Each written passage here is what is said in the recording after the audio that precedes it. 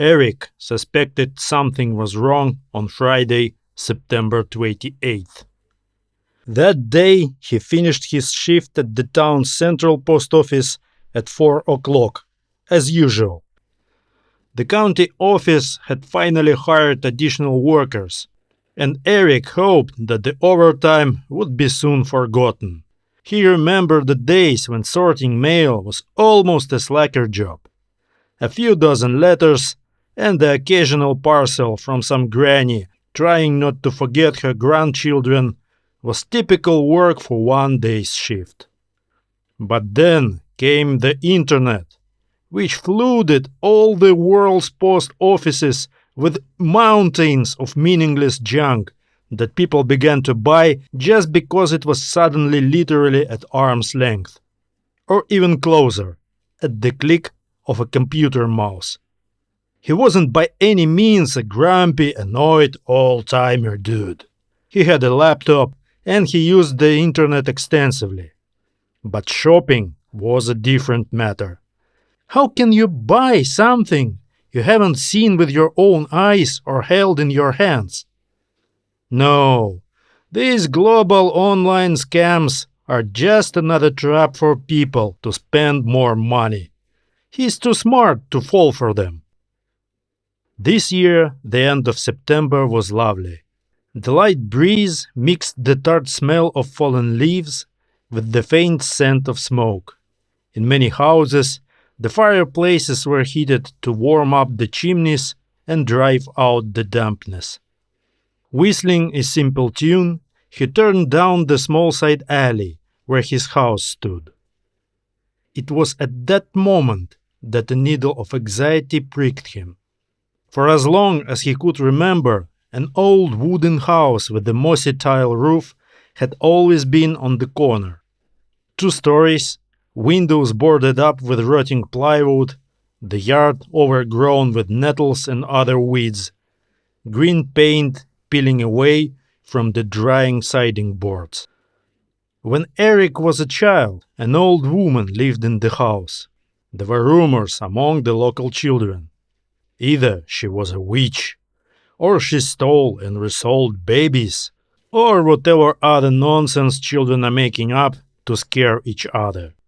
But then Eric left for residential school in another town, and when he returned, the old woman was gone and the house was boarded up.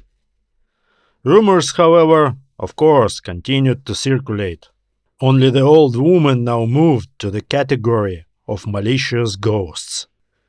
The house became an instrument to test the boy's valor. You should go inside the haunted house and bring back something to prove your bravery. The best adventure in the world for the 10 or 12-year-old. The problem was that Eric now saw only a weedy, empty lot instead. There was no house.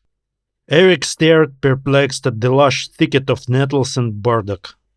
It was hard to make out anything, but somehow he was sure there wasn't even a remnant of a foundation beneath the vegetation. The haunted house had vanished without a trace. "I told you so!" Eric almost jumped with surprise. Relaxing a bit, he turned around and saw a scruffy-looking elderly man who was pointing his finger at the missing house, grinning. "Excuse me, are you talking to me?" Eric asked. The question made the smirk fly off the old man's face. He lowered his pointing hand and looked at Eric sadly. It was a hard look, as if he were searching for something he'd known for a long time but couldn't find. It was like looking at a childhood friend you hadn't seen in decades, trying to figure out if it was the same person or just a stranger who looked like him. "So, that's how it is," the old man said slowly. His face went gaunt, his shoulders slumped. "So, they got to you, buddy boy.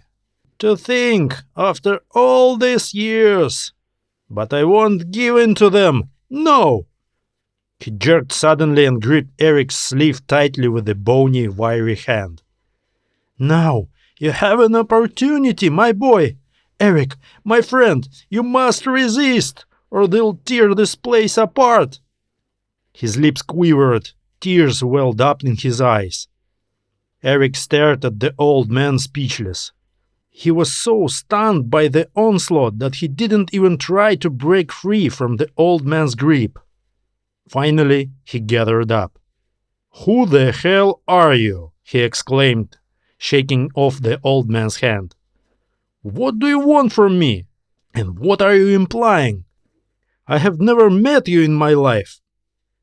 Eric didn't know what he was expecting, a new outbreak of delirious rant or a frantic apology that he had been mistaken for someone else. But the old man just stepped back, as if he had run out of energy. "I can't buy out anything more from them," he said helplessly. "I have nothing left but my most precious possessions. I have given everything I can, just to keep. Tears rolled down his cheeks, leaving wet streaks in his gray stubble. He raised his head. "They usually came on Fridays, morning and evening. You still have a chance, Eric, my boy. Just try to get a good deal. If you offer them something of equal value, then maybe you'll succeed. Your father—" The old man didn't finish, waved his hand, and walked away without saying anything. Eric stood for a while, watching him stride through the alley of fallen leaves. What was that? Who was this strange old man? He acted as if he'd known Eric for a very long time, but Eric was sure he'd never seen this man before. And then there were those hints about his father. Eric turned and strode back to his house, where a good dinner and a cold beer awaited him.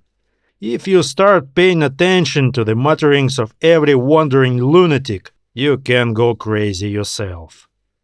Eric has never seen his father, who had died before he was born, and as for the missing house, that could be dealt with later. The Lakers lost again, confirming Eric's prediction. Eric always thought that pairing the aging LeBron with the super talented but super traumatic Davis was a stupid idea, especially since the managers couldn't scrap up a proper team to support the stars. And here we go, yet another proof. Eric didn't feel like watching other games, so he decided to go to bed early. Maybe he would go to the woods tomorrow morning. He loved those early walks in the golden forest, when you're in no hurry, with no plans, just strolling through the serene silence of nature, preparing for winter hibernation. As usual, he made himself an obligatory mug of strong tea before going to bed. Somebody told him it was stupid because tea was full of caffeine, but Eric didn't care. His sleep had always been rock solid. Eric ran his finger along the spines of the books in the large bookcase. He read ebooks too, but in the cozy evening, half lying in bed and sipping tea, it must be only paper, only good old-fashioned book. His choice fell on a collection of short stories by Philip K. Dick. Read and reread, of course. But why not? It had been a year since the last time. He turned out the overhead light, leaving only the small lamp by the chair on. But something distracted him as soon as he started reading. Eric looked up. There it was. The bright headlights were hitting the windows again. Some car had turned onto his property and was now maneuvering up the driveway. Eric stood up. What the hell? As he stepped out onto the porch to get a good look at what was happening in front of his house, his fingers loosened, and the baseball bat he'd brought with him just in case fell to the wooden planks. In the very middle of the lawn in front of his house was a large truck. Eric's first thought was that a big garbage truck had pulled in. At least that was a quick impression. The size, the typically canary color, even the company logo on the side, plus the two workers in overalls matching the truck's color standing next to it. But that impression dissipated as Eric got a better look at the car. First of all, it had a very different shape. It looked more like some sort of flying vehicle from the sci-fi movie or a computer game, oblong, massive, and at the same time streamlined, like a piece of cheese with carefully polished edges and corners. Plus, it didn't seem to have a cockpit, and the third person was sitting in the back on the outside seat, looking at the big screen right in front of him. Probably the driver, Eric decided. But most importantly, the car had no wheels. The massive vehicle, the size of the frighteningly large garbage trucks he'd seen while being at the residential school in Torrington, just hovered over his lawn and the flagstone driveway, emitting a low hum that had nothing to do with the familiar roar of a powerful diesel engine. The sneaky memory immediately gave him a hint. They came on Friday nights! Oh yeah, they really came. But who the hell are they? Eric didn't believe a single word of what that crazy old man was rambling about. Nevertheless, here it is. Some fantastic "they" are standing in front of his house. A driver in blue robe is toggling switches on his control deck, and two workers in yellow jumpsuits are looking at something on an electronic tablet that illuminates their faces with a bluish glow. Hey, you! His mouth was unexpectedly dry, and instead of a threatening shout, Eric made a hoarse squawk. He coughed. You there! In the yellow! I'm talking to you! He picked up the bat and strode determinedly toward the workers. The two in yellow broke away from the tablet and looked simultaneously at Eric, who had already traveled half the distance and now was literally 5 steps away from them. This time, Eric managed not to drop the bat, but he nearly fell over, tripping in surprise. The faces staring back at him were definitely not human. Large, dark, bulging eyes. 2 narrow slits instead of noses. Big mouths without lips. And no visible ears. But the main thing was their skin. Iridescent, bluish-gray, shimmering in the light of the car's headlights, scaly. Reptilian skin. Eric felt like he was about to burst into uncontrollable laughter. He'd always considered himself a paragon of rational thought. And now he'd been visited by reptiloids in a space garbage truck. What a nonsense from a cheap tabloid. But they were right in front of him, and something had to be done about it. What do you want here? The words came out almost against his will. The 2 creatures in yellow stared at Eric for a few seconds, then looked at each other. The one holding the tablet poked at the screen. Eric noticed that his fingers were almost human, except they were also scaly and seemed to have 1 extra phalanx. Eric didn't have time to count the fingers because the reptiloid... Oh my god, Eric thought. Is it really happening? Raised the tablet with the screen toward him.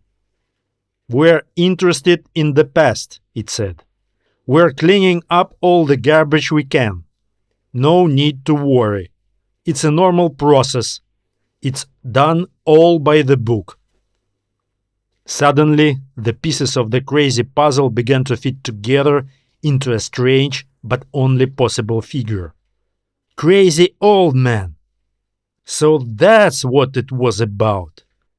So it was you who stole the haunted house?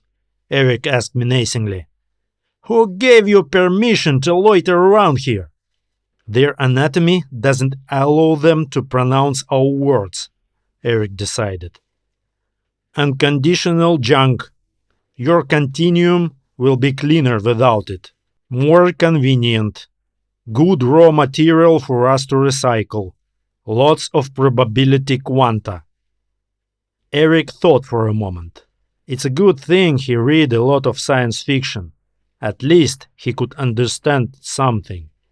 Why do you need our quanta? Poke, poke, poke. Chaotic invasions. Failed experiments in the past. Reality is eroding.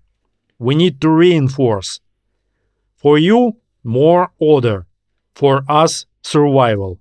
We don't take essentials, only what harmony is potentiated without. By agreement. Eric went cold. I have nothing left. You have a chance. Your father. What was the old man saying? Tell me what you've already stolen from me, he demanded. You must have robbed me like that poor old man. Poke, poke, poke, poke. Not much has been taken from you. Extremely unpleasant fragments. Please believe. We wanted to take away the old man's bad past, but he refused. Gave up other parts of his life instead. Poke, poke, poke. He was a friend of your father's. Bargains with us for everything, but very difficult, working on the edge of paradoxes. Poke, poke, poke. You want to bring back something connected to them, the old man and your father? We don't advise it, but the old man is holding on to it. You are the fulcrum of those quanta, a vortex of probability. No! Yelled Eric so furiously that the driver flinched, pulled away from his console, and looked their way. Another reptiloid. I don't want to hear anything about that bastard. He's the reason everything has gone wrong. Promised my mother a hell of a lot and then died in prison before he even got to trial. Take him away, so there is no trace of him left here. That's a strong decision. Rush. Emotion? You bet it's emotions. Do you want your goddamn quanta? Then take him. Eric was breathing hard. His palm gripping the bat handle became wet with the sweat. Your courage is impressive. Eric laughed. Courage! Living in the ruins my pops left behind. That's where courage was. Mom never recovered. Let her rest in peace. He spit under his feet. Take my old man. Such a juicy piece of the past. And with some stench too. If no trace of his memory and deeds is left, this world will indeed be a more harmonious place. Finality and irrevocability. Eric stared furiously at the reptiloids. Push your bloody buttons, or whatever it is you have. Poke, poke, poke. Thank God the morning had been warm enough to make his joints ache much less than usual. The last of painkillers ran out last week, and there was no chance to squeeze a new free prescription until next month. There was still some money left from the previous government check, though. He could afford a morning coffee from the machine on the corner near the barber shop. The main thing was that the machine added double or even triple sugar for free. Taking a sip of the scalding hot, thick black liquid, he wandered slowly along his usual route, noting the new losses. Here, an old phone booth disappeared. Though perhaps it was the city council to blame. Who needs those ancient things in the age of cell phones? And right over there, instead of the half-burned out donut shop, there was a spacious parking lot with a few scattered rusty cars. He had noticed that Mama Nell's old house had gone missing yesterday, just before he'd met. Damn, who the hell did he meet here yesterday? Somebody's relative? Somebody's son. But whose?